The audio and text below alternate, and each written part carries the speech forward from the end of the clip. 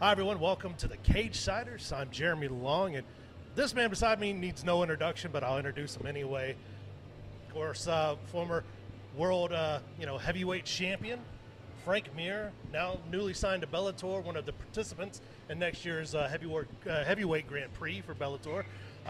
Frank, thank you so much for taking time. I know you just got back from Germany, you said. Thank you so much for taking time out of your busy schedule, man. Joining us. No problem. Today. Good to be here.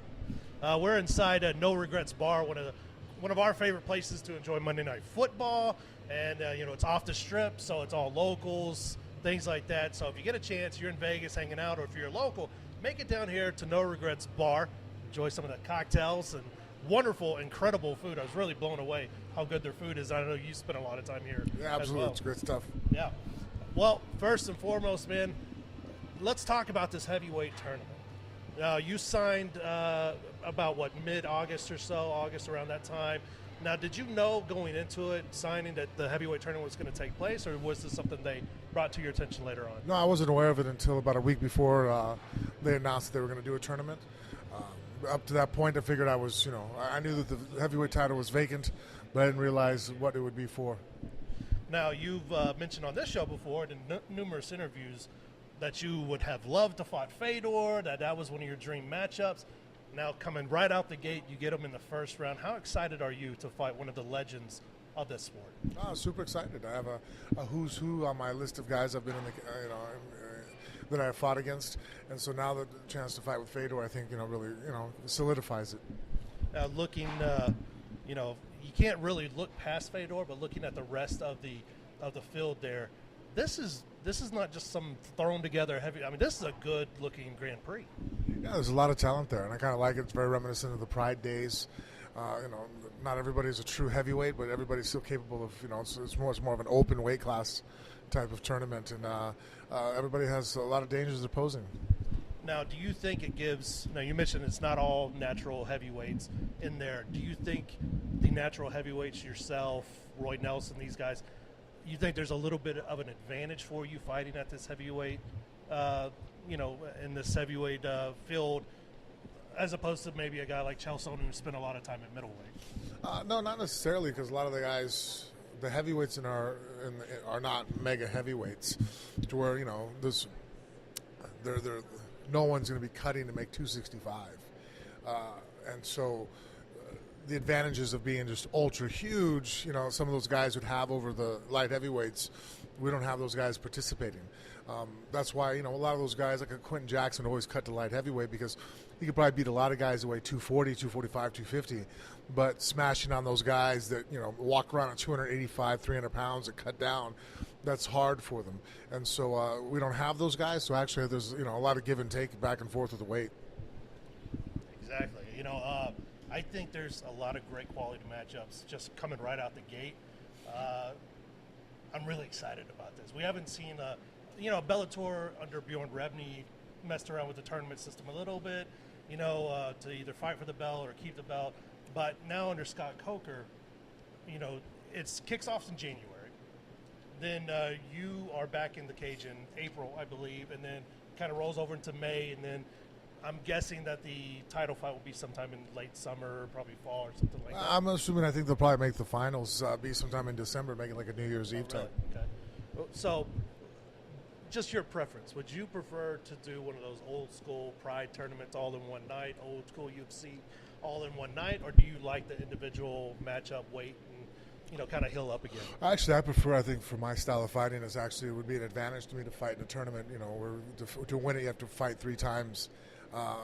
Because my style fights in very quickly, and so I would gain momentum as the fights went on. Guys in the other brackets that wrestle each other to death, they're going to have to go full 15 minutes, another full 15 minutes. By the time I get in the finals, I might not have even fought a full round. Right, so it would kind of play into your style to do it all in one night. Man, you got to look back into that. I don't think commissions these days will probably allow that. Huh? Yeah, there's only so many rounds you're allowed to face. The reason why the tournament one night is I think you're only allowed to fight 5 rounds in a 24-hour period or something like that. Right, so they can't fit that in. Right. We just saw that with last week. We talked to Ricardo Palacios, who competed in Combate Americas one-night tournament, and I think they modified it to first round was 1 3-minute round, and the second round was I think 2 rounds, and then the final was, I think 2 rounds or 3 rounds, something like that. But so, and that's for the health and safety of all the competitors involved, especially if you're going to be taking shots for Fedor or something. Well, but like the thing is, the other guy's just as tired as you are too. Right. You know, that was my thought process. Like, well, you know, as you get more rounds, you get more tired. I'm like, but so is the other guy too. You know what I mean? Like, we're both more tired. We're not typically hitting home runs like we're doing in the first round. Right. Well, looking outside of the tournament, just at Bellator's kind of heavyweight landscape, what do you see when you kind of look over their roster of maybe not as well-known guys, but still dangerous guys like, you know, Linton Vassell and these guys? Well, actually, you know, I mean, even Sergey Kataganov is in there, and so they have a lot of guys. There's actually a lot of depth to it, and I think that right now this heavyweight tournament will just bring a lot of attention to the class, and you're going to see other guys poking up, and plus, too, you know, this is if no one gets injured, and we'll see. Now, obviously, you had your options as far as where you wanted to sign, where you could sign, things like that after you asked for and got your release from UFC. What was it about Bellator that really drew you in? The fact that the few guys I'm friends with that are over there told me that it was very reminiscent of the times before, you know, 10 years ago in the UFC was ran much more like a smaller business. Everybody knows each other, much, you know, more less corporate, and so that was one of the things that really enticed me. Now, a lot of fighters that have made that switch over from UFC to Bellator have talked about I guess the respect for the fighters, which usually comes down to the money for the fighters, things like that. But so far, you know, I know the answer is probably going to be positive, but how do you see your treatment from Scott Coker and these guys so far? Oh, excellent. My wife and I, we just flew down to do a photo shoot, I think, the week before last.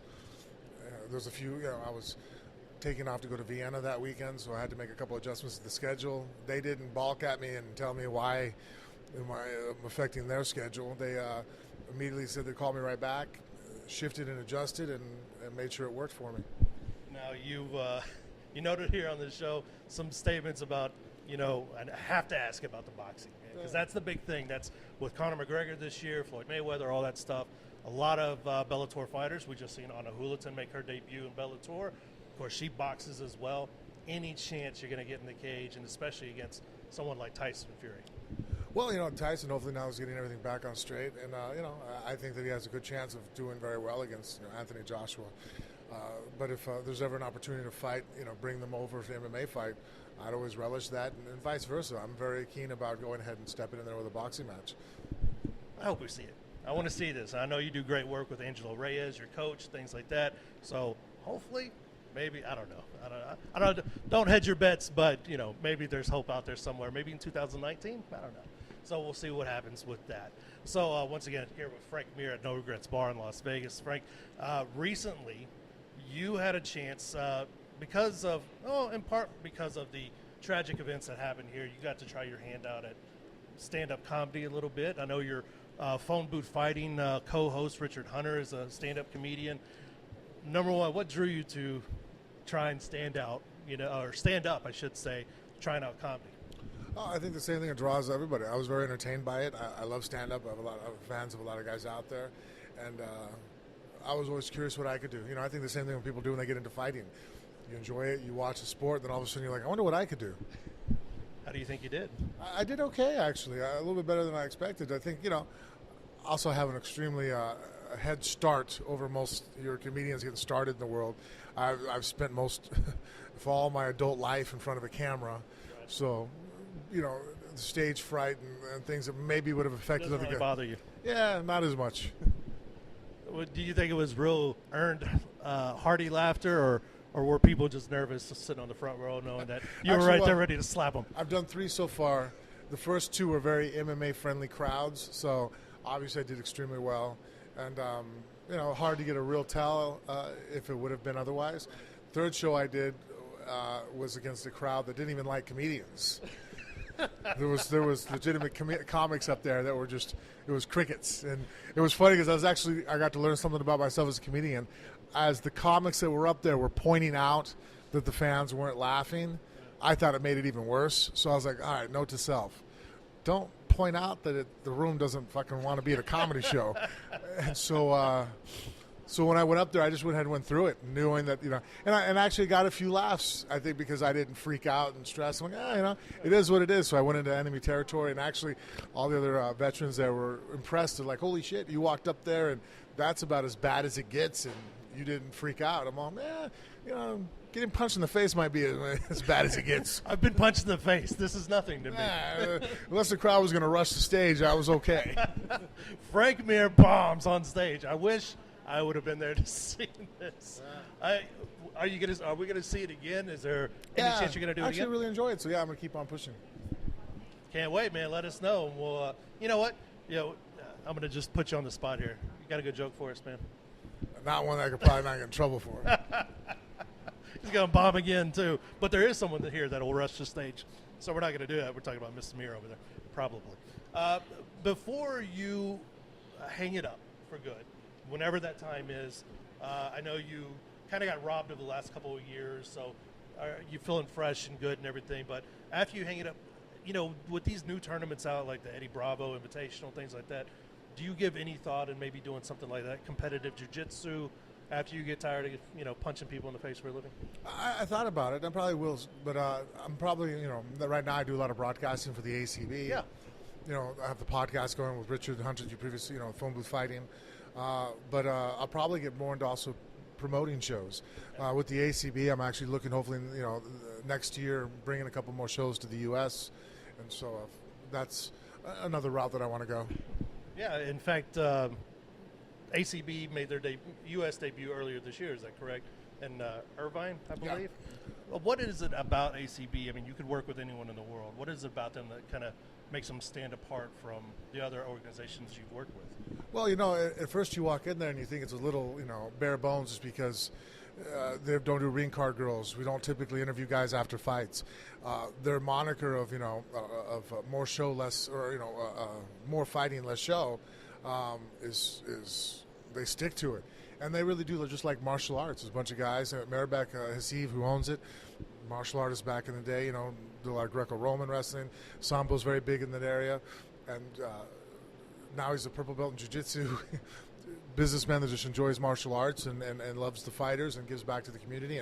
And really, it's a way for for them to have something to be proud of, the organization. So that's one thing that really drew me in, is that this isn't, Mr. Hassiv has a lot of areas he can make money.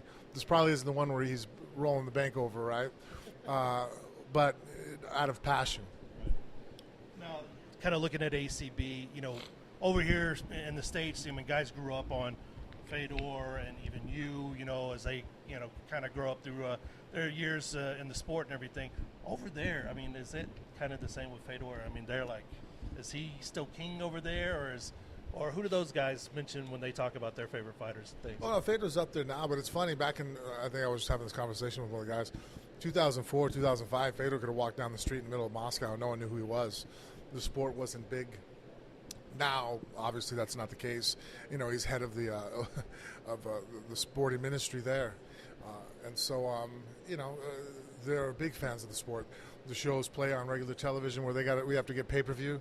They show them on their cable channels, and so tons of fans. Right now Khabib Nurmagomedov is probably the biggest superstar out of there. Khabib, yeah, absolutely. It's so funny to think about the dynamics. If you don't really think about it too often. We grew up watching Mark Kerr and these guys, and they grew up. It's like, okay, all right. Anyway, well, Frank, thank you so much again, man, for taking time out. No problem. We appreciate it. Best of luck in the tourney. I'm sure we'll talk to you again before then, because I want to hear some more stand-up. I want to hear some I'll come out to the next one. Okay, I'm going to come out to the next one. We'll get an interview there, man. So appreciate it again. Here at No Regrets Bar, if you're in Vegas or if you're not from Vegas, Google map it, man. It's worth your time coming down here, enjoy a football game, drinks, food, all that. Meet guys like Frank Mir all the time.